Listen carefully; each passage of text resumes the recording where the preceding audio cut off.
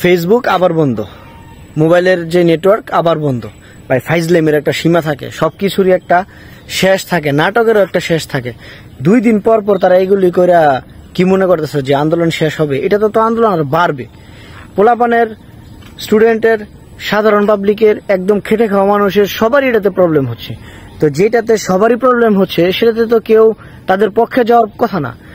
একদম banking sector থেকে শুরু করে এমন কোনো জায়গা না, বিশেষ করে এখন প্রবাসীরা যেই হারে বলছে যে বয়কট রেমিটেন্স, তো তারা যদি এখন আবার সেই নেটওয়ার্কের প্রবলেমে পড়ে, তারা কি মনে করতেছেন যে আবার নেটওয়ার্ক আবার কি তারা রেমিটেন্স পাঠাবে? কখনোই না। এটাই তো স্বাভাবিক সিস্টেম ভাই, বুঝার বিষয় তো এটাই তো বুঝার দরকার। হুটহাট কিছু না হলেই তারা কি করতেছে, আপনার লাইন বন্ধ করে দিচ্ছে, ইন্টারনেট বন্ধ করে দিচ্ছে। ডিজিটাল বাংলাদেশ তৈরি করবে ইন্টারনেট ছাড়া, এটা কিভাবে সম্ভব ভাই? ফাত্রামির একটা লিমিট থাকে। আজকে সকালে দেখলাম একজন আয়সা বলতেছে যে আন্দোলনে নাকি কোনো ধরনের শিশু মারা যায়নি। ভাই তোরা কি চোখে দেখোস না নাকি কি? এইগুলা কি? আমি কিচ্ছু বুঝতেছি না। এরা কি নিউজ পায় না, নাকি নিউজ দেখে না? না এই নিউজ তো শুধু আমাদের কাছে আসে, ওরা অন্য কাজে ব্যস্ত থাকে, নিউজ দেখে না। তারা এই 18 বছরের নিচে যে সবাই শিশু, এটা কি তারা জানে না? 18 বছর আমি বাদই দিলাম, যেই শিশুটা বাচ্চা, যেই শিশু বাচ্চাটা বাবার কোলে গুলি খায় মারা গেছে, সেও কি শিশু না? যেই বাচ্চাটা ওই বারান্দায় আসছিল দরজা জানালা বন্ধ করতে, সে যে গুলি খায় মারা গেল, সেও কি শিশু না? তো তোরা কি শিশু চিনস না? এতদিনে এত বছর যাবৎ বাংলাদেশে আছে, শিশুটাও কি চিনো না? প্রবলেম ভাই, এইগুলা করে কখনো প্রবলেম কমবে না, এগুলো করে প্রবলেম আরো বাড়বে। এই যে আজকে এখন ঢুকলাম, আমি ইউটিউবে ঢুকতে পারছি না, ফেসবুকে ঢুকতে পারছি না, যাই একটু ওয়াইফাই যেটা আছে ব্রডব্যান্ড নেট, এটাও সব জায়গায় নাই। যে কয়েকটা জায়গায় আছে নেটের স্পিড এত পরিমাণ স্লো করছে যে এটা একদম না থাকারই মতো। তো এই যে আবার এখন প্রবলেমে পড়তেছে মানুষ। এখন কেউ যদি যায় যে এটিএম বুথ থেকে টাকা উঠাইবে, সে আবার পারবে না। কেন ভাই? মানুষ কি সবসময় ক্যাশ টাকা নিয়ে ঘুরে? এখন হচ্ছে অনলাইনের যুগ, এখন হচ্ছে ডিজিটাল যুগ।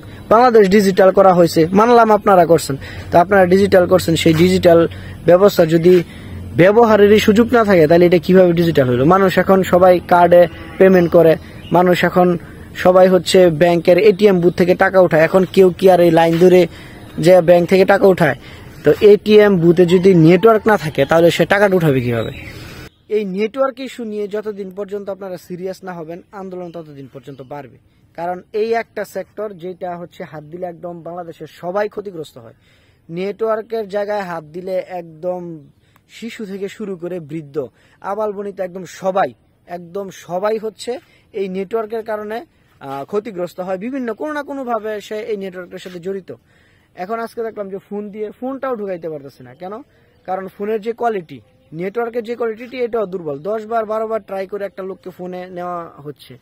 তো 10 বার 12 বার ট্রাই করে যদি একটা লোককে ফোনে কানেক্ট করা লাগে, তাহলে বাকি কি অবস্থা? ব্যাংকিং সেক্টরের কি অবস্থা হবে? মানে এটা আর সহ্য হচ্ছে না। এটা কিন্তু এখন একটা শেষ সীমানায় যে পৌঁছাচ্ছে।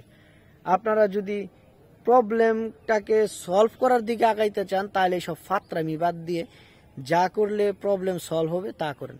একদম যা করলে প্রবলেম সলভ হবে তা করেন, না পারলে ছেড়ে দেন ভাই। এই ধরনের টানাটানি আর ভালো লাগতেছে না।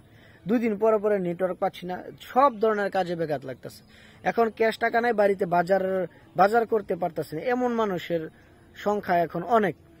হাতে ক্যাশ টাকা না থাকলে মানুষ হচ্ছে এখন কি টাকা দিয়ে তারা কিভাবে বাজার সদাই করবে? তাদের খাওয়ার পেট লাথি পড়তেছে।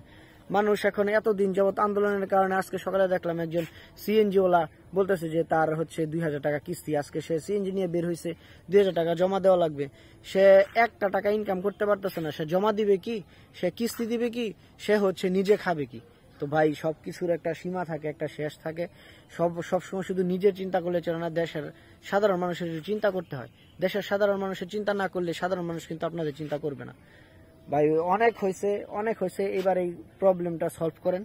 বিশেষ করে এই 2 দিন পর পর এই নেটওয়ার্ক বন্ধ করে দেওয়া। ওই যে ওই দিন একটা পোস্ট পড়লাম, পোস্টটা পড়ে আমার কাছে হাসি পাইছে এবং আমার কাছে বাস্তব মনে হয়েছে। বিষয়টা কি? ছোট সময় যখন আমরা ঝগড়া করতাম, তখন কি হইতো? একজন না পারলে শেষে কি করতো? তার গায়ে থুতু দিয়ে দৌড় দিত। মানে এটা তার শেষ অস্ত্র, যে সে তার সাথে মারামারি করে পারে নাই, শেষ পর্যন্ত কি করলো? থুতু দিয়ে দৌড় দিল। তো এই নেটওয়ার্কটা বন্ধ করে দেয় থুতু দেওয়ার মতো, যে আর কিছু পারতাছি না, নেটওয়ার্ক দিলাম বন্ধ করে। ভাই এই নেটওয়ার্ক বন্ধ করলে কি মনে হয় আপনার আন্দোলন কমবে? কখনোই নেই, আন্দোলন আরো বাড়বে। যতদিন পর্যন্ত না এই নেটওয়ার্ক কিছু সমাধান হচ্ছে ততদিন পর্যন্ত এই আন্দোলন কখনোই কমবে না। এই নেটওয়ার্ক সলভ করেন, তারপরে বাকি আলাপ আলোচনা যেভাবেই হোক ঠিক করেন, আর তাহলে হচ্ছে এই প্রবলেমের সমাধান হবে। এর ছাড়া প্রবলেমের সমাধান হবে না। আর এইভাবে কখনোই একটা ভালো ফল আশা করা যায় না, মাথায় রাখবেন।